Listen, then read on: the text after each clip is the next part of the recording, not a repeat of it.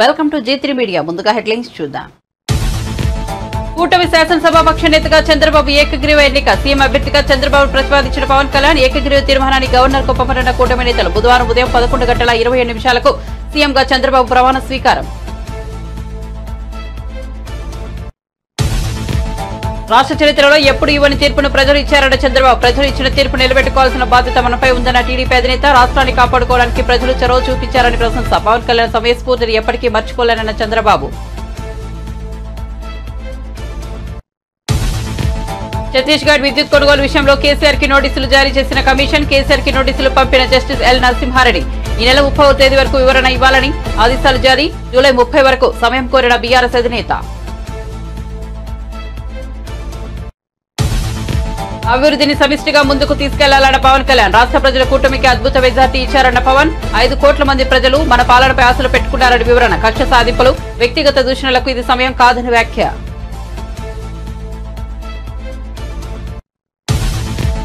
అధికారంలోకి వస్తామని తెలుసు, కానీ ఇంత ఘన విజయం సాధిస్తామని అనుకోలేదన్న పురంధేశ్వరి. 5 ఏళ్లలో రాష్ట్ర ప్రజలు నిజమైన సంక్షేమానికి దూరమయ్యారన్నారన్న పురంధేశ్వరి. గత 5 ఏళ్లలో కక్షపూరిత పాలనను ఎదుర్కొన్నామని వ్యాఖ్య. కూటమికి అనూహ్య విజయం కట్టబెట్టారన్న బీజేపీ రాష్ట్ర చీఫ్. జనసేన శాసనసభాపక్ష నేతగా పవన్ కళ్యాణ్ ప్రతిపాదించిన తెనాలి ఎమ్మెల్యే నాదెండ్ల మనోహర్ ఏకగ్రీవంగా ఆమోదించిన ఎమ్మెల్యేలు. మంగళగిరిలోని పార్టీ కేంద్ర కార్యాలయంలో జరిగిన జనసేన శాసనసభాపక్ష సమావేశం.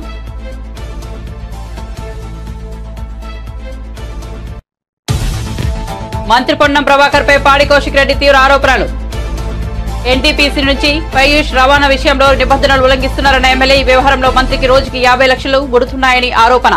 తాను ర్యాలీలను పట్టుకుంటే 2 మాత్రమే సీజ్ చేసి మిగతా వాటిని వదిలేశారని వెల్లడి. ఏపీలో ఏఈపీ సెట్ విడుదల. గత నెల 16 నుంచి 23 వరకు ఈఏపీ సెట్ పరీక్షల నిర్వహణ.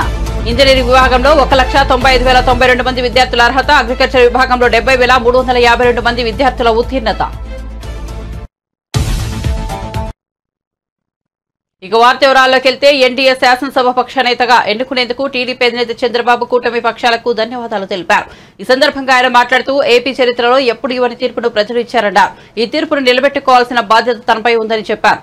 ఏపీని కాపాడుకోవడానికి ప్రజలు చొరవ చూపారని అన్నారు. 100% 3 పార్టీల నేతలు, కార్యకర్తలు సమిష్టిగా పనిచేశారన్నారు. ప్రజల మనోభావాల మేరకు కార్యకర్తలు పనిచేశారని కితాబిచ్చారు. 3 పార్టీల నేతలు, కార్యకర్తలకు మనస్ఫూర్తిగా ధన్యవాదాలు తెలిపారు. ప్రజల తీర్పుతో ఏపీ ప్రతిష్ట, గౌరవం పెరిగాయన్నారు. ఇక పవన్ కళ్యాణ్ సమయస్ఫూర్తిని ఎప్పటికీ మర్చిపోలేనన్నారు. తాను జైల్లో ఉన్నప్పుడు వచ్చి పరామర్శించడంతో పాటు టీడీపీ జనసేన పొత్తును ఖరారు చేశారు. రాష్ట్ర ప్రయోజనాల దృష్ట్యా టీడీపీ, జనసేన, బీజేపీ పొత్తు పెట్టుకున్నాయని తెలిపారు. అలాగే ఎన్నికల్లో ఎలాంటి పొరపచ్చాలు లేకుండా కలిసి పనిచేశామన్నారు. అందరిపైన ఉంటుంది. అయితే రాష్ట్రంలో ఉండే 5 కోట్ల ప్రజలందరికీ శిరస్సు వంచి పాదాభివందనం చేస్తున్న ఈ రాష్ట్రాన్ని కాపాడుకోవడానికి మీరు చూపించిన చొరవ కోసం అందరం కూడా ఒకటి క్యాంపెయిన్ చేశాం. రాష్ట్రం నిలబడాలి. ప్రజలు గెలిచారు. రాష్ట్రాన్ని నిలబెట్టే బాధ్యత ఇక్కడుండే శాసనసభ్యులపైన, మనందరిపైన ఉంది. ఈ విషయం మనం గుర్తుపెట్టుకోవాల్సిన అవసరం ఉంది. ఒక అరాచక పాలన, ఒక విధ్వంసకర పాలన. మామూలుగా ఇది చూస్తే ఈ కూటమి ఏర్పాటు చేసినప్పుడు కూడా నేను ఎప్పుడూ మర్చిపోలేను. ఇప్పుడే పురంధేశ్వరి గారు చెప్పారు, పవన్ కళ్యాణ్ గారు చెప్పారు. 3 పార్టీలు కూడా ఒక అత్యున్నతమైన ఆశయాల కోసం పార్టీలు పెట్టినప్పటికీ ఈరోజు కలయిక కూడా మీరు చూస్తే, ఈ కలయికని చాలా ఎన్నికలు చూశాను కానీ నా చరిత్రలో ఎన్నికలు అయిన తర్వాత కంప్లైంట్స్ ఉండేటివి. ఇక్కడ పలానోళ్ళు సరిగా పనిచేయలేదు, ఇక్కడ ఈ నాయకులు కోఆపరేట్ చేయలేదని. నేను చూసిన మొట్టమొదటి ఎన్నిక, ఈసారి ఎన్నికల్లో మాత్రం 100% 3 పార్టీల నాయకులు, కార్యకర్తలు సమిష్టిగా పనిచేశారు. దానికి కారణం మనం ఒకసారి అన్వేషిస్తే, ప్రజలు మనోభావాలకు అనుగుణంగా మన కార్యకర్తలు కూడా ప్రవర్తించే పరిస్థితికి వచ్చారు. రాష్ట్రంలో ఉండే ప్రతి ఒక్క కార్యకర్తని మూడు పార్టీల తరపున ఉండే ప్రతి ఒక్క కార్యకర్తని, నాయకుడిని మనస్ఫూర్తిగా అభినందిస్తున్నా, ధన్యవాదాలు తెలియజేస్తున్నా, కృతజ్ఞతలు తెలియజేస్తున్నా. మేము చాలా వేవ్స్ చూసాం. 94లో వన్ సైడ్ ఎన్నికలు జరిగాయి. అప్పుడు కూడా ఇన్ని సీట్లు రాలా, ఇన్ని ఓట్లు రాలా. ఈరోజు మనం చూస్తే 175 సీట్లకు గాను 164 సీట్లు గెలిచాం. అంటే 11 సీట్లే ఓడిపోయాం. అంటే స్ట్రైకింగ్ రేట్ 93%. అంటే మామూలుగా 93% రావడం అనేది దేశ చరిత్రలోనే అరుదైన అనుభవం ఇది. అలాంటి అనుభవం ఇక్కడ చూపించారు. ఓటింగ్ కూడా 57% ఓట్లు వేశారు మనకు. విజయవాడ ఏ కన్వెన్షన్ లో టీడీపీ, జనసేన, బీజేపీ కూటమి శాసనసభాపక్ష సమావేశం ప్రారంభమైంది. కూటమి తరపున గెలిచిన ఎమ్మెల్యేలు ఈ సమావేశానికి హాజరయ్యారు. చంద్రబాబును శాసనసభాపక్ష నేతగా ఎన్నుకున్నారు. చంద్రబాబును ముఖ్యమంత్రి అభ్యర్థిగా పవన్ ప్రతిపాదించారు. ఈ ఏకగ్రీవ తీర్మానాన్ని కూటమి నేతలు గవర్నర్ కు పంపనున్నారు. ప్రభుత్వ ఏర్పాటుకు కూటమికి గవర్నర్ ఆహ్వానం పలకనున్నారు. కాగా బుధవారం ఉదయం 11:27 సీఎంగా చంద్రబాబు ప్రమాణ స్వీకారం చేస్తారు. ఇక తనను ఎన్డీఏ శాసనసభాపక్ష నేతగా ఎన్నుకునేందుకు టీడీపీ అధినేత ధన్యవాదాలు తెలిపారు. మళ్ళీ వచ్చి రాజకీయం చేసిన వ్యక్తి. ఈ రోజున సైబరాబాద్ ఉంది అంటే చంద్రబాబు నాయుడు గారి పలుగు. ఆంధ్రప్రదేశ్కి కూటమి తరపు నుంచి ముఖ్యమంత్రి అభ్యర్థిగా శ్రీ నారా చంద్రబాబు నాయుడు గారి పేరుని జనసేన పార్టీ పక్షాన నుంచి మేము బలపరుస్తున్నాం.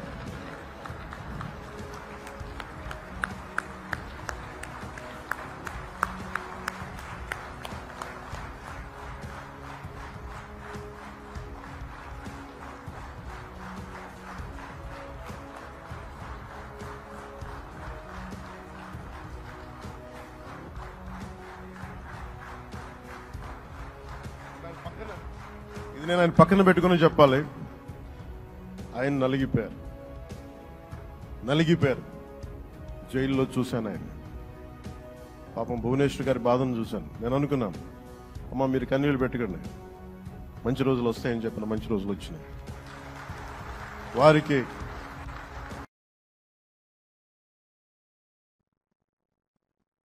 యాదాద్రి, భద్రాద్రి థర్మల్ విద్యుత్ కేంద్రాల నిర్మాణంతో పాటు ఛత్తీస్గఢ్ విద్యుత్ కొనుగోలు ఒప్పందాలపై నిర్ణయాల్లో భాగస్వాములైన ప్రస్తుత మాజీ అధికారులను జస్టిస్ ఎల్ నరసింహారెడ్డి కమిషన్ గత కొద్ది రోజులుగా విచారిస్తోంది. దీనిలో భాగంగా ఛత్తీస్గఢ్ విద్యుత్ కొనుగోలు ఒప్పందంలో తాజాగా మాజీ సీఎం కేసీఆర్ కి నోటీసులు జారీ అయ్యాయి. కేసీఆర్ కి జస్టిస్ ఎల్ నరసింహారెడ్డి నోటీసులు పంపారు. విద్యుత్ కొనుగోలు ఒప్పందంలో కేసీఆర్ పాత్రపై కమిషన్ వివరణ కోరితే ఈ నెల 30వ తేదీలోపు వివరణ ఇవ్వాలని ఆదేశాలు జారీ చేసింది. కాగా కేసీఆర్ జూలై 30 వరకు సమయం కోరడం జరిగింది. ఇక ఇప్పటికే అసెంబ్లీ, లోక్సభ ఎన్నికల్లో పరాజయంతో సతమతమవుతున్న బీఆర్ఎస్ అధినేతకు ఇప్పుడు ఈ నోటీసులు జారీ కావడంతో గట్టి షాక్ అని చెప్పాలి.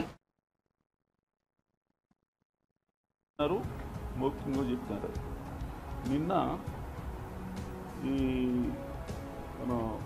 ప్రభాకర్ రావు గారు, సీఎండీ గారు, ఫార్మర్ సీఎండీ సురేష్ చందా అప్పటి ప్రిన్సిపల్ సెక్రటరీ, వారిద్దరితో ఇంటరాక్షన్ అయింది. కానీ సారాంశం అంటే డీటెయిల్స్ ఇవ్వకుండా చెప్పేదంటే ఈ మూడింటి కూడా నిర్ణయాలు కేవలం అప్పటి రాష్ట్ర ప్రభుత్వం తీసుకునేదే తప్ప జెన్కో కానీ ఇతర ఏజెన్సీస్ కానీ వాళ్ళు స్వతంత్రించి తీసుకునేవి కాదు. ఈ సెక్రటరీ వాళ్ళు నిన్న మాట్లాడింది సురేష్ చంద్ర, ఆయన కూడా నేను లిమిటెడ్ పీరియడ్లో ఉన్నాను, నా పీరియడ్లో ఈ నిర్ణయం తీసుకోలేదని. ఈరోజు ఎస్కే జోషి గారు, తర్వాత అరవింద్ కుమార్ వాళ్ళను కూడా ఇంటరాక్షన్ చేయడం జరిగింది. వాళ్ళు చెప్పడం కూడా, ఎస్కే జోషి గారు ముందు ఒక జియో ఇచ్చినారు. అది ఆ జియో ఏంటంటే పవర్ షార్టేజ్ ఉంది అప్పుడు తెలంగాణలో 2014లో. అందుకని ఈ ఒక 2000 మెగావాట్ల పవర్ సప్లై కొనుగోలు కోసం దక్షిణాది రాష్ట్రాల ఏజెన్సీలతోని నెగోషియేట్ చేయొచ్చు. ఆ 2 నెలల తర్వాత అది మార్చి దేశంలో ఎవరి దగ్గర నుంచి అయినా కానీ కొనుగోలు చేయొచ్చని కొంచెం మార్చడం జరిగింది. ఇవన్నిట్లో ఉండగానే ఛత్తీస్గఢ్తో ఎంఓయూ జరిగింది. ఆ ఎంఓయూ తర్వాత power purchase agreement. Power purchase అగ్రిమెంట్లో ఈ గవర్నమెంట్ అధికారులు కాకుండా ఈ సిపిడిసిఎల్ పవర్ డిస్ట్రిబ్యూషన్ కంపెనీ వాళ్ళతో చేసినారు. అది అయితే అరవింద్ కుమార్ గారు ఒక లెటర్ నవంబర్ ఎండింగ్ ఆఫ్ 2016లో ఒక డీటెయిల్ లెటర్ రాసినారు. ఎవరికి? మన రెగ్యులేటరీ కమిషన్. ఇప్పుడు మనం పవర్ పర్చేజ్ అగ్రిమెంట్ ఛత్తీస్గఢ్తో చేసిన తర్వాత చాలా ఆర్థిక భారం బయటట్టుంది. అదే మనం ఓపెన్ మార్కెట్లో బిడ్డింగ్ ప్రాసెస్లో పోతే మనకు చాలా డబ్బు ఆదా చేసుకునే అవకాశం ఉన్నదని ఆ లెటర్ రాసినారు. అది దాని తర్వాత ఏం జరిగింది అని అంటే ఆ తర్వాత నేను సెక్రటరీ జనసేన శాసనసభ పక్ష నేతగా ఆ పార్టీ అధినేత పిఠాపురం ఎమ్మెల్యే పవన్ కళ్యాణ్ ఏకగ్రీవంగా ఎన్నికయ్యారు. ఈ మేరకు జనసేన మంగళవారం ఎక్స్ ఖాతాలో పోస్ట్ చేసింది.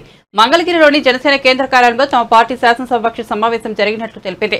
ఈ భేటీకి పార్టీ ఎమ్మెల్యేలంతా హాజరయ్యారు. ఈ భేటీలో పార్టీ శాసనసభ పక్ష నేతగా పవన్ కళ్యాణ్ పేరును తెనాలి ఎమ్మెల్యే నాదెండ్ల మనోహర్ ప్రతిపాదించారు. ఈ ప్రతిపాదనకు ఎమ్మెల్యేలంతా ఏకగ్రీవంగా ఆమోదం తెలిపారు. మరోవైపు బీజేపీ రాష్ట్ర కార్యాలయంలో ఆ పార్టీ ఎమ్మెల్యేలంతా సమావేశమయ్యారు. పార్టీ శాసనసభ పక్ష నేత ఎంపికపై బీజేపీ రాష్ట్ర అధ్యక్షులు పురంధేశ్వరి వారితో చర్చించారు. అధిష్టానం ప్రకటనకు ఎమ్మెల్యేలంతా కట్టుబడి ఉండాలని ఈ సమావేశంలో నిర్ణయించారు. రాష్ట్ర ప్రజలంతా టీడీపీ, జనసేన, బీజేపీ కూటమిపై విశ్వాసంతో మంచి విజయం అందించారని పురంధేశ్వరి అన్నారు. ముఖ్యమంత్రిగా చంద్రబాబు నాయుడు ప్రమాణ స్వీకార కార్యక్రమానికి ప్రధాని మోదీ, కేంద్ర హోంమంత్రి అమిత్ షా వస్తున్నట్లు చెప్పారు. రాష్ట్ర బీజేపీ తరఫున ఈ కార్యక్రమంలో పాల్గొంటామని పేర్కొన్నారు. జనసేన శాసనసభ్యులుగా మీరందరూ కూడా ప్రజల పక్షాన్ని నిలబడి పార్టీ ప్రతినిధులుగా ఎన్నికైనందుకు మిమ్మల్ని కూడా మొట్టమొదటి శాసనసభ పక్ష సమావేశానికి మనందరం కూడా ఎంత గర్వంగా మంగళగిరిలో మన పార్టీ కార్యాలయంలో ప్రెసిడెంట్ గారి ఆధ్వర్యంలో ఈ విధంగా చేసుకోవడం నిజంగానే పూర్వజనంలో మనం చేసుకున్న ఒక గొప్ప అదృష్టంగా మనం భావించి ప్రజలకి మరింత అంకిత భావంతో, నిండు మనసుతోటి, బాధ్యతతోటి మనందరం కూడా చేయాల్సిన అనేక కార్యక్రమాల గురించి, వీటన్నిటికన్నా పార్టీతోటి చేసే ప్రయాణంలో చిత్తశుద్ధి, నిబద్ధత మన పార్టీ అధ్యక్షులు గారికి అన్ని విధాలుగా ఎల్లప్పుడూ అండగా నిలబడే విధంగా మనందరం కూడా ఆంధ్ర ప్రజలు చూసి గర్వపడే విధంగా మనం కష్టపడి పనిచేయాలని మనస్ఫూర్తిగా నేను కోరుకుంటూ ఈరోజు శాసనసభ పక్ష నేతగా మనందరం కూడా ఎంతో గర్వంగా మన పార్టీ అధ్యక్షులు శ్రీ పవన్ కళ్యాణ్ గారిని నాయకుడిగా ఎన్నుకోవడం కోసం ఈ సమావేశం ఏర్పాటు చేయడం జరిగింది. సో ఆ తీర్మానం ముందుగా నేను చదువుతాను. దాని తర్వాత మనందరం కూడా ప్రెసిడెంట్ గారిని అభినందించి అప్పుడు కొనసాగిద్దాం.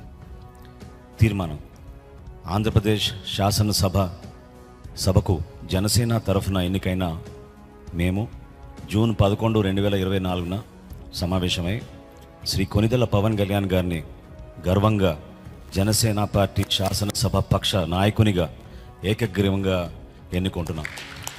మీరందరూ కూడా I think you should give a rousing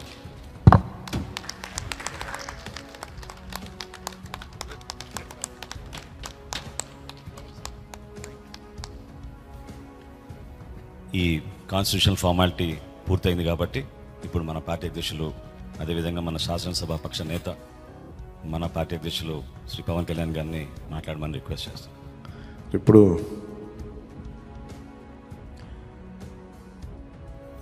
party నేతగా మాట్లాడటం అలవాటు అయిపోయి ప్రెసిడెంట్గా మన శాసనసభ పక్ష నాయకుడిగా మాట్లాడాలంటే కొత్తగా ఉంది. ఇప్పుడు గొడవలు పెట్టుకోవడం, మాట్లాడటం, సమస్యలు తీసుకురావడం. బట్ మీ అందరికీ అపూర్వమైన మెజారిటీలతోటి ఘన విజయం సాధించిన మీ అందరికీ, ప్రతి ఒక్కరికి పేరు పేరున నా హృదయపూర్వక అభినందనలు, ధన్యవాదాలు. ఈ సందర్భంలో I want to share few things. చాలా ఒంటరి ప్రయాణం చేశాం. జాతీయ స్థాయి నాయకులు కూడా ఢిల్లీలో వాళ్ళు అడుగుతుంది ఏంటంటే, నువ్వు ఎలా పార్టీ నడిపావు? పార్టీ నడపడం నాకు తెలుసు కదా, అధికారం ఒక గుర్తింపు ఉన్న జాతీయ స్థాయి పార్టీలో ఉండి అసలు అధికారం లేకపోతే ఎంత కష్టమో నాకు తెలుసు. అలాంటిది మీరు not even recognised party, just registered party, మీరు ఎలా సస్టైన్ చేశారు ఇంతకాలం? వాళ్ళకి నేను ఒకటే చెప్పాను, మేమంటే ప్రేమించే జన సైనికులు, వీర మహిళలు, జనసేన మద్దతుదారులు, వారి వల్ల మేము బలంగా నిలబడగలిగాం. చంద్రబాబును ఎన్డీఏ తరఫున సీఎం అభ్యర్థిగా జనసేన అధినేత పవన్ కళ్యాణ్ ప్రతిపాదించారు. అనంతరం పవన్ చంద్రబాబును ఆత్మీయ ఆలింగనం చేసుకున్నారు. రాష్ట్రంలో కూటమి విజయం యావత్ దేశానికి స్ఫూర్తినిచ్చిందని పవన్ కళ్యాణ్ అన్నారు. ఇది కక్ష సాధింపులు, వ్యక్తిగత దూషణలకు సమయం కాదని చెప్పారు. ప్రజల నమ్మకాన్ని నిలబెట్టుకుని రాష్ట్రాన్ని అభివృద్ధి పథంలో సమిష్టిగా ముందుకు తీసుకెళ్లాల్సిన అవసరం ఉందన్నారు. గతి తప్పిన రాష్ట్రానికి చంద్రబాబు నాయకత్వం, అనుభవం చాలా అవసరమని స్పష్టం చేశారు. ప్రతి ఒక్కరి విజయాన్ని వారి వారి రాష్ట్రాల్లో ఎలా దీన్ని ముందుకు తీసుకెళ్ళాలి, ఒక్క ఓటు చీలకుండా అలయన్స్ అంటే ఎలా ఉండాలి అనేది మన ఆంధ్ర ప్రాంత ప్రజలు, మన ఆంధ్ర రాష్ట్ర ప్రజలు మనందరం కలిసి కట్టుగా చూపించాం.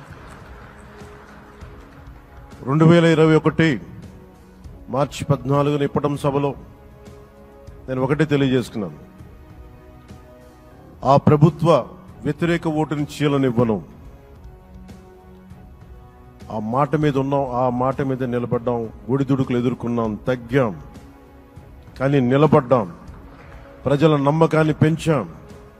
అద్భుతమైన మెజారిటీతో ఈ రోజున మనం ప్రభుత్వాన్ని స్థాపిస్తున్నాం. చాలా మాటలు ఇచ్చాం. పొద్దున కూడా జనసేన లెజిస్లేటివ్ పార్టీ మీటింగ్లో నాయకుడిగా ఎన్నుకున్న సందర్భంలో మాట్లాడుతూ మనం చాలా మాటలు ఇచ్చాం. ఇది కక్ష సాధింపులకి సమయం కాదు, ఇది వ్యక్తిగత దూషణలకి సమయం కాదు. ఇది 5 కోట్ల మంది పైగా ప్రజలు మన మీద నమ్మకాన్ని పెట్టుకున్నారు. మన మీద మనందరం ఉమ్మడిగా, మనందరం సమిష్టిగా ఆంధ్రప్రదేశ్ ప్రజలు ఏ అభివృద్ధి అయితే కోరుకుంటున్నారో మనందరం సమిష్టిగా దీన్ని ముందుకు తీసుకెళ్లాలి, అభివృద్ధి పథంలో నడిపించాలి. విద్య, వైద్యం, ఉపాధి, సాగునీరు, తాగునీరు, లా అండ్ ఆర్డర్, ఇవన్నీ చెప్పొచ్చాం. మనం బలంగా నిలబడతామని. అలాగే మేనిఫెస్టోలో, ఉమ్మడి మేనిఫెస్టోలో చాలా మాటలు ఇచ్చాం. వాటన్నిటినీ బాధ్యతగా ముందుకు తీసుకెళ్లాల్సిన అవసరం ఉంది. ఇలాంటి ఛాలెంజింగ్ టైమ్స్లో ఒక సుదీర్ఘమైన అనుభవం ఉన్న నాయకులు కావాలి. 4 దశాబ్దాల అనుభవం, అభివృద్ధి మీద అపారమైన అవగాహన, పెట్టుబడులు తెచ్చే సమర్థత, ప్రతిభ. విదేశాల్లో ఉండే నాయకుల్ని, మలేషియా దగ్గర నుంచి, సింగపూర్ దగ్గర నుంచి, యూరోప్ దగ్గర, అమెరికా నుంచి, ఆ దేశాల అధ్యక్షుల్ని తెలుగు రాష్ట్రాల వైపు దృష్టి మళ్లించేంత శక్తి, సమర్థత ఉన్న శ్రీ నారా చంద్రబాబు నాయుడు గారికి ఆయన నాయకత్వం చాలా అవసరం.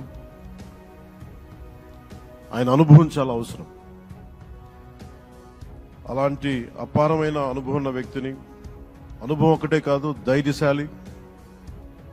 ఈ రోజుకి నాకు ఒకటే గుర్తుంటుంది, మన తాడేపల్లిగూడెం సభలో చెప్పారు, ఆంధ్రప్రదేశ్ లో టీడీపీ, జనసేన, బీజేపీ కూటమిగా ఏర్పడిన క్షణంలోనే విజయంపై అందరికీ నమ్మకం ఏర్పడిందని బీజేపీ ఏపీ చీఫ్ పురంధేశ్వరి అన్నారు. అయితే ఇంత ఘన విజయాన్ని మాత్రం ఊహించలేదని చెప్పుకొచ్చారు.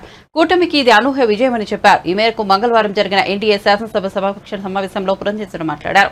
5 ఏళ్ల జగన్ పాలనలో ఆంధ్రప్రదేశ్ ప్రజలు నిజమైన సంక్షేమానికి దూరమయ్యారని చెప్పారు. అభివృద్ధి అనే పదానికి అర్థం లేకుండా పోయిందన్నారు. ప్రజా వ్యతిరేకత పాలనను అంతమొందించాలని నిర్ణయించుకున్న ప్రజలు కూటమికి అనూహ్య విజయాన్ని కట్టబెట్టారని, ఇందుకు వారికి సభాముఖంగా కృతజ్ఞతలు తెలియజేసుకుంటున్నానని పురంధేశ్వరి చెప్పారు. చంద్రబాబు యుక్తి, నరేంద్ర మోదీ స్ఫూర్తి, పవన్ కళ్యాణ్ శక్తి, ఈ మూడింటి కలయికే ఇవాళ రాష్ట్ర ప్రజల ముందుకు కూటమి రూపంలో వచ్చిందని చెప్పారు. ప్రజా సంక్షేమంపైనే దృష్టి పెట్టి రాష్ట్ర అభివృద్ధి లక్ష్యంగా పాలన కొనసాగాలని ఆకాంక్షించారు. భారతదేశానికి కూడా ఇది ఒక ప్రజలచే ఎన్నుకోబడినటువంటి మీ అందరికీ పేరు పేరున ముందుగా నా నమస్కారాలు నేను తెలియజేస్తున్నాను. అనూహ్యమైనటువంటి విజయాన్ని మనం సాధించడం జరిగింది. పవన్ కళ్యాణ్ గారు మాట్లాడుతున్నటువంటి సందర్భంలో తెలియజేశారు.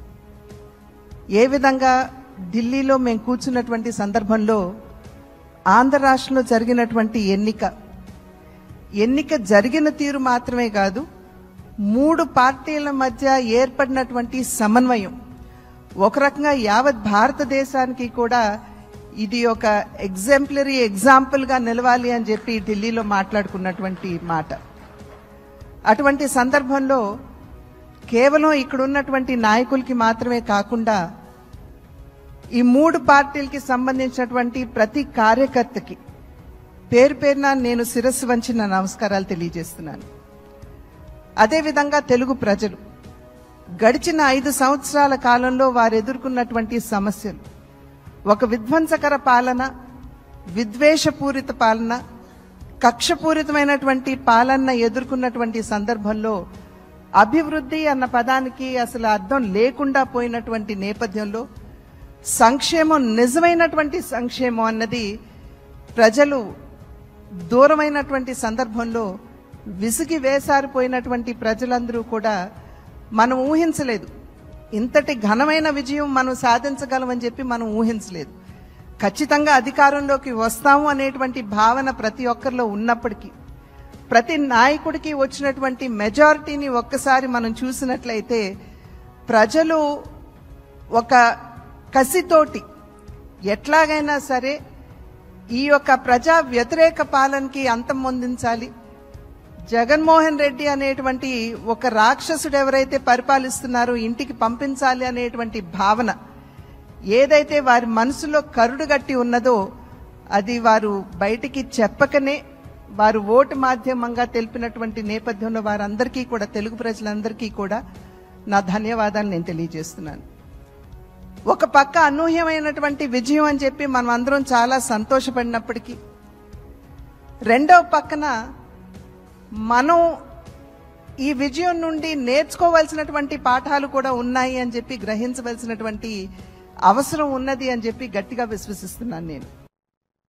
ఆంధ్రప్రదేశ్ గవర్నర్ జస్టిస్ అబ్దుల్ నజీర్ తో టీడీపీ రాష్ట్ర అధ్యక్షుడు అచ్చెన్నాయుడు, బీజేపీ రాష్ట్ర అధ్యక్షులు పురంధేశ్వరి, జనసేన రాజకీయ వ్యవహారాల committee chairman Tenali MLA Nadendla Manohar మంగళవారం సమావేశమయ్యారు. ఎన్డీఏ కూటమి ఎమ్మెల్యేల తరపున సభానాయకుడిగా టీడీపీ అధినేత కుప్పం ఎమ్మెల్యే చంద్రబాబు నాయుడు ఎన్నుకున్నట్లు వెల్లడించారు. ఈ మేరకు గవర్నర్ కు 164 మంది ఎమ్మెల్యేల సంతకాలతో కూడిన లేఖను సమర్పించారు. ప్రభుత్వ ఏర్పాటుకు ఎన్డీఏ కూటమిని ఆహ్వానించాల్సిందిగా కోరారు. అనంతరం రాజ్భవన్ వెలుపల అచ్చెన్నాయుడు, పురంధేశ్వరి మీడియాతో మాట్లాడారు. తాము చేసిన విజ్ఞప్తికి గవర్నర్ సానుకూలంగా స్పందించారని పురంధేశ్వరి చెప్పారు. చట్ట నిబంధనల ప్రకారం ప్రభుత్వ ఏర్పాటుకు ఆహ్వానిస్తానని గవర్నర్ తమకు తెలియజేశారన్నారు.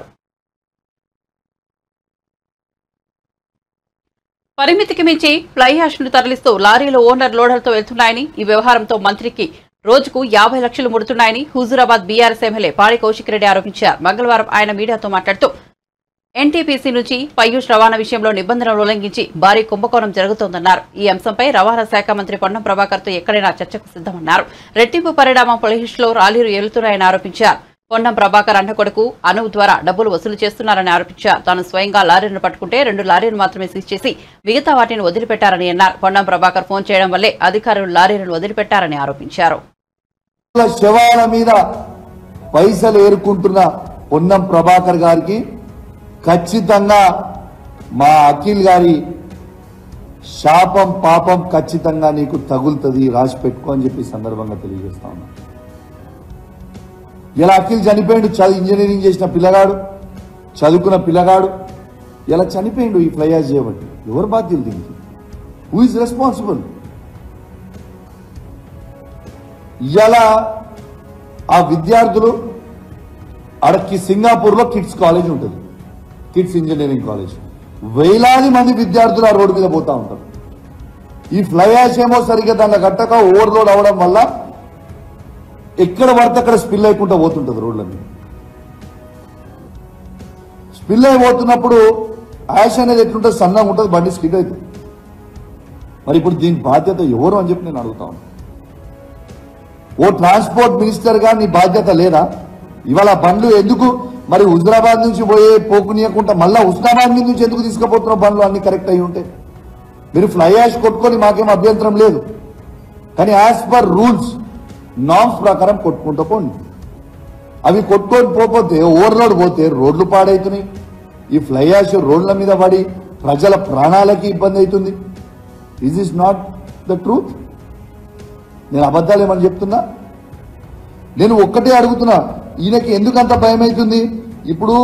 నేను ఇప్పుడు లైవ్ చూసిన, నీకు దమ్ముంటే నేను చెప్పింది అబద్ధమన్ను అంటే నేను నీతోని చర్చకు రావడానికి సిద్ధంగా ఉన్నా. నన్ను ఏడికి రమ్మంటారో మీరు చెప్పండి. మీడియా ద్వారా పెట్టుకుందామా, అమరవీరుల స్తూపం ద్వారా పెట్టుకుందామా, ఎడబెట్టుకుందామో చెప్పండి. I'm ready to come. మీరు ఆపకపోతే మేము అధికారులకు ఇప్పటికి కూడా చెప్తున్నాం, మళ్ళా మీరు గిట్ల ఈ స్కామ్ ని మీరు ఆపకపోతే మంత్రి గారి ఒత్తిడి వల్ల మీరు గిట్ల ప్రధాని నరేంద్ర మోదీ ఎంతో నమ్మకంతో పౌర విమానయాన శాఖను తనకు అప్పగించారని, ఆయనకు ఇది ప్రెస్టేజ్ మినిస్ట్రీ అని తనకు చెప్పారని కేంద్ర మంత్రి టీడీపీ నేత రామ్మోహన్ నాయుడు అన్నారు. మంగళవారం ఆయన మీడియాతో మాట్లాడుతూ భారత రెప్యుటేషన్, మోదీ రెప్యుటేషన్ ను అంతర్జాతీయ స్థాయిలోనే చేతిలో పెడతారని ప్రధాని మోదీ తనతో అన్నారని గుర్తు చేసుకున్నారు. దేశ ప్రజలకు సేవలు అందించాలని సూచించారన్నారు. కేబినెట్ భేటీ తర్వాత ప్రధాని మోదీ తనతో మాట్లాడినట్టు చెప్పారు. ఇది తనకు చాలా పెద్ద బాధ్యత అని, వయసుకు మించినదని అన్నారు. ప్రధాని మోదీ చంద్రబాబు, పవన్ కళ్యాణ్ సహకారం తీసుకుని ముందుకు సాగుతానని చెప్పారు. ఇది వరకు సివిల్ ఏవియన్స్ మినిస్టర్ గా పనిచేసిన జ్యోతిరాదిత్య సింధియాను కూడా కలిసి సలహాలు, సూచనలు తీసుకుంటారన్నారు. త్వరలో బాధ్యతలు చేపట్టి సివిల్ ఏవియేషన్ కు సంబంధించి దేశానికి, రాష్ట్రానికి ఒక విజన్ తయారు చేసి ముందుకు సాగుతామన్నారు. తిరుపతి, విజయవాడ సహా ఏపీలో ఉన్న విమానాశ్రయంలో ఇన్ఫ్రాను అభివృద్ధి చేస్తామన్నారు. అలాగే ఈరోజు రాష్ట్రానికి ఉన్న కష్టాలు ఇవన్నీ కూడా తీర్చడానికే ఈ బాధ్యతని వినియోగిస్తాం. సివిల్ ఏవియేషన్ మినిస్టర్గా నిన్న ప్రకటించిన తర్వాత ఆంధ్రప్రదేశ్ రాష్ట్ర ప్రజలకి, మా శ్రీకాకుళం జిల్లా ప్రజలకి అందరికీ కూడా మరొకసారి నా ధన్యవాదాలు తెలియజేసుకుంటున్నాను. ఎందుకనంటే ఈరోజు ఎంపీగా గెలిపించి ఈ యొక్క స్థానంలో కూర్చొని పెట్టినటువంటిది మా శ్రీకాకుళం జిల్లా ప్రజలు కాబట్టి మొట్టమొదటిగా వాళ్ళకి ధన్యవాదాలు. అలాగే ఎంతో పెద్ద బాధ్యత సివిల్ ఏవియేషన్ మినిస్ట్రీ అనంటే దేశంలోనే ఒక అతిపెద్ద మినిస్ట్రీలో ఒకటి, చాలా స్కోప్, చాలా పొటెన్షియల్ ఉన్నటువంటి మినిస్ట్రీ. అలాంటి మినిస్ట్రీ అత్యంత చిన్న వయసులో ఉన్నటువంటి కేబినెట్ మంత్రిగా నా మీద మోదీ గారు పెట్టినందుకు ఆయనకు కూడా నా ధన్యవాదాలు తెలియజేసుకుంటున్నాను. మరి అలాగే మా నాయకులు చంద్రబాబు నాయుడు గారు, లోకేష్ అన్న గారు, పవన్ కళ్యాణ్ గారు, మరి మా అమ్మగారు, మరి మా సతీమణి, మా బాబాయ్ అచ్చెన్నాయుడు గారు, ఇలా చెప్పడానికి చాలామంది ఉన్నారు. ఎందుకనంటే ఈ స్థానం చిన్న స్థానం కాదు. భారతదేశంలో ఒక కేంద్ర మంత్రిగా ఈరోజు మనం ఉన్నామనంటే ఆ స్థానం కల్పించడానికి కొన్ని లక్షల మంది, వేలాది మంది ఈరోజు దానికి సహాయ సహకారాలు అందించారు. వాళ్ళందరికీ కూడా నా ధన్యవాదాలు తెలియజేసుకుంటూ, అలాగే ముఖ్యంగా నేను తలుచుకోవాల్సినటువంటిది మా తండ్రి ఎర్రనాయుడు గారు. ఆయనకి కూడా ఎప్పుడు కూడా నిరంతరం ఆయన ఆశీస్సులు నాకు అందిస్తూనే ఉన్నారు. ఆయన ఒక మంచి ఫౌండేషన్ వేసి నాకు రాజకీయంగా ముందుకు నడవడానికి ఒక బలమైనటువంటి మార్గాన్ని నా ముందు ఉంచారు. కాబట్టి మరి ఎర్రనాయుడు గారు పైనుండి నాకు ఎప్పుడు కూడా ఆశీర్వదిస్తున్నందుకు మా నాన్నగారికి కూడా మరొకసారి నేను స్మరించుకుంటున్నాను. ఆయన ఆత్మకి శాంతి కలగాలని కోరుకుంటున్నాను. మరి ఇచ్చినటువంటి ఈ సివిల్ ఏవియేషన్ పదవి ఏదైతే ఉందో రాష్ట్రానికి 100% న్యాయం చేయడంలో ఎక్కడ ఏ కోణాన్ని కూడా విడిచిపెట్టకుండా కష్టపడడానికి నేను సిద్ధంగా ఉన్నాను. సివిల్ ఏవియేషన్ మినిస్ట్రీ ద్వారా ఆంధ్రప్రదేశ్ డెవలప్మెంట్కి అద్భుతంగా మనం చేయొచ్చు. ఎయిర్పోర్ట్స్ డెవలప్మెంట్లో కానీ, జాబ్ క్రియేషన్లో కానీ, ఇన్ఫ్రాస్ట్రక్చర్ క్రియేషన్లో కానీ, ఇలా చాలా ఆస్పెక్ట్స్లో సివిల్ ఏవియేషన్ మన రాష్ట్రానికి సంబంధించి చాలా అద్భుతమైనటువంటి అవకాశాలు ఉన్నాయి. అన్నిటికంటే ముందు టాప్ ప్రయారిటీగా మనం తీసుకుంటే భోగాపురం ఎయిర్పోర్ట్, దాన్ని జెట్ స్పీడ్లో కంప్లీట్ చేసి దానికి అక్కడ ఇన్ఫ్రాస్ట్రక్చర్ అంతా కూడా పూర్తి చేసి ఇమీడియట్గా ఒక ఫ్లైట్ ల్యాండింగ్ అయ్యే విధంగా ఒక పక్కా ప్లానింగ్తో ఒక మిషన్ మోడ్ మీద, వార్ ఫుటింగ్ మీద భోగాపురం ఎయిర్పోర్ట్ని మేము కంప్లీట్ చేసి ఉత్తరాంధ్రకే ఒక ప్రధాన హబ్గా ఆ ఎయిర్పోర్ట్ని మేము తయారు చేయబోతున్నామని కూడా నేను ముందుగా హామీ ఇస్తున్నాను. చంద్రబాబు నాయుడు గారి తాలూకా గైడెన్స్లో ఈ మినిస్ట్రీని ఆంధ్రప్రదేశ్ రాష్ట్రానికి ఏ రకంగా కార్యక్రమాలు చేయాలన్నది ఆయన ఆలోచనలు కూడా, గైడెన్స్ కూడా తీసుకొని ముందుకు నడుస్తాం. అలాగే నా వ్యక్తిగతంగా కూడా ఈరోజు చిన్న వయసులో ఒక మినిస్ట్రీ నా భుజాల మీద పెట్టడం జరిగింది కాబట్టి దేశ ప్రజలకు కూడా ఒక మెసేజ్ మనం అందించాలి, ఒక మార్క్ మనం ఇవ్వాలి. యంగ్స్టర్స్ కూడా ఏదైనా ఇస్తే అది సాధించగలరు, యంగ్స్టర్స్లో ఆ ప్రతిభ ఉంది, ఆ టాలెంట్ ఉందనేది దేశ ప్రజలకు కూడా ఒక మంచి మెసేజ్ ఇచ్చే విధంగా సివిల్ ఏవియేషన్లో ఒక మంచి మార్క్ వదిలే విధంగా మరి భవిష్యత్తులో కృషి చేయాలన్నటువంటి ఆలోచనతో నేను ఉన్నాను. అందులో గడ్కరీ గారు నాకు ఇన్స్పిరేషను. రోడ్స్ అండ్ ట్రాన్స్పోర్ట్ ఇచ్చిన తర్వాత అద్భుతాలు సృష్టించారు హైవేస్లో. గడ్కరీ అంటే రోడ్స్, రోడ్స్ అంటే గడ్కరీ అనే స్థాయిలో ఈరోజు దేశంలో ఆయన మంత్రిత్వాన్ని ముందుకు నడిపిస్తున్నారు. మళ్ళీ దానికి ఆ మంత్రికి ఆయనే ఈరోజు బాధ్యతలు వహిస్తున్నారు. సో రేపు భవిష్యత్తులో సివిల్ ఏవియేషన్కి సంబంధించి ఏదైనా డిస్కషన్ వస్తే రామ్మోహన్ నాయుడు ఉన్నప్పుడు ఈ రకంగా బ్రహ్మాండంగా ఈ కార్యక్రమాలు జరిగాయనే మార్కుని తీసుకొని రావడానికి మాత్రం ఖచ్చితంగా నా వ్యక్తిగతమైనటువంటి ప్రయత్నం కూడా ఉంటుంది. ఇంకో 2 రోజుల్లో రేపు చంద్రబాబు నాయుడు గారి తాలూకా స్వేరింగ్ ఇన్ సెరమనీ మన అమరావతిలో మనం పెట్టుకున్నాం. అది అయిన వెంటనే మళ్ళీ ఇక్కడ ఛార్జ్ తీసుకొని మినిస్ట్రీకి రివ్యూ మీటింగ్స్ అన్నీ కూడా పెట్టుకొని ఒక విజన్ని తయారు చేసి దేశానికి అలాగే మన రాష్ట్రానికి ఈ సివిల్ ఏవియేషన్కి సంబంధించి ఒక విజన్ తయారు చేసుకొని ముందుకు నడుస్తున్నాం. మరి గతంలో ఈ మినిస్ట్రీని హ్యాండిల్ చేసినటువంటి జ్యోతిరాదిత్య సింధియా గారు, ఆయనతో కూడా నేను వెళ్ళి కూర్చుంటాను. ఆయన కూడా ఆంధ్రప్రదేశ్లో ఇంజనీరింగ్, వ్యవసాయ, ఫార్మసీ కోర్సులో ప్రవేశానికి నిర్వహించే ఈఏపీ సెట్ ఫలితాలను కొద్దిసేపటి క్రితం అధికారులు విడుదల చేశారు. ఈ పరీక్షకు 3.62 లక్షల మంది విద్యార్థులు దరఖాస్తు చేసుకోగా 3.39 లక్షల మంది విద్యార్థులకు హాజరయ్యారు. ఈఏపీ సెట్ లో ఇంటర్ మార్కులకు 25% వెయిటేజ్ ఇచ్చి ర్యాంకులను విడుదల చేశారు. గత నెల 16 నుంచి 23 వరకు ప్రభుత్వం ఈఏపీ సెట్ పరీక్షలు నిర్వహించింది. ఇటీవల సంబంధిత అధికారులు ప్రాథమిక కీని విడుదల చేయగా ఇప్పుడు ఫైనల్ రిజల్ట్ ను ప్రకటించారు. ఇంజనీరింగ్ విభాగంలో 1,95,092 మంది, అగ్రికల్చర్ విభాగంలో 70,352 మంది విద్యార్థులు అర్హత సాధించారని పరీక్షల విభాగం అధికారులు తెలిపారు.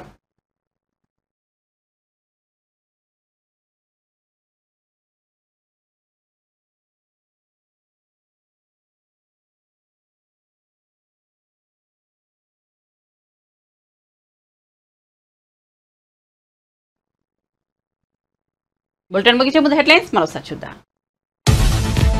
కూటమి శాసనసభాపక్ష నేతగా చంద్రబాబు ఏకగ్రీవ ఎన్నిక. సీఎం అభ్యర్థిగా చంద్రబాబు ప్రతిపాదించిన పవన్ కళ్యాణ్ ఏకగ్రీవ తీర్మానాన్ని గవర్నర్ కు పంపనున్న కూటమి నేతలు. బుధవారం ఉదయం 11:27 సీఎంగా చంద్రబాబు ప్రమాణ స్వీకారం.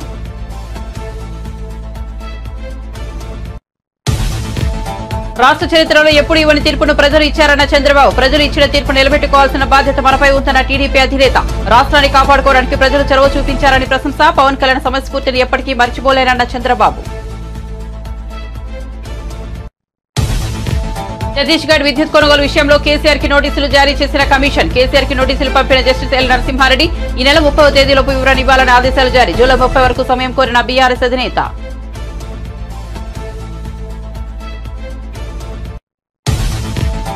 అభివృద్ధిని సమిష్టిగా ముందుకు తీసుకెళ్లాలన్న పవన్ కళ్యాణ్. రాష్ట్ర ప్రజలు కూటమికి అద్భుత మెజారిటీ ఇచ్చారన్న పవన్. 5 కోట్ల మంది ప్రజలు మన పాలనపై ఆశలు పెట్టుకున్నారని వివరణ.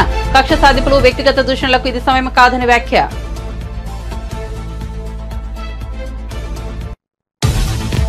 అధికారంలోకి వస్తామని తెలుసు, కానీ ఇంత ఘన విజయం సాధిస్తామని అనుకోలేదన్న పురంధేశ్వరి. 5 ఏళ్లలో రాష్ట్ర ప్రజలు నిజమైన సంక్షేమానికి దూరం అయ్యారన్న పురంధేశ్వరి. గత 5 ఏళ్లలో కక్షపూరిత పాలనను ఎదుర్కొన్నామని వ్యాఖ్య. కూటమికి అనూహ్య విజయం కట్టబెట్టారన్న బీజేపీ రాష్ట్ర చీఫ్. జనసేన శాసనసభాపక్ష నేతగా పవన్ కళ్యాణ్ ప్రతిపాదించిన తెనాలి ఎమ్మెల్యే నాదెళ్ల మనోహర్ ఏకగ్రీవంగా ఆమోదించిన ఎమ్మెల్యేలు. మంగళగిరిలోని పార్టీ కేంద్ర కార్యాలయంలో జరిగిన జనసేన శాసనసభాపక్ష సమావేశం.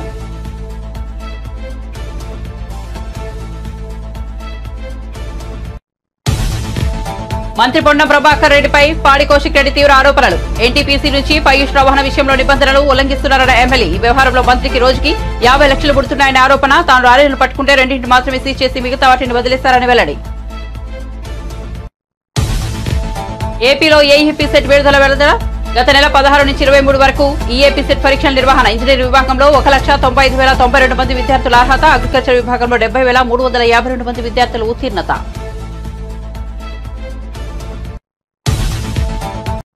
మరిన్ని అప్డేట్స్ కోసం చూస్తూనే ఉండండి G3 మీడియా.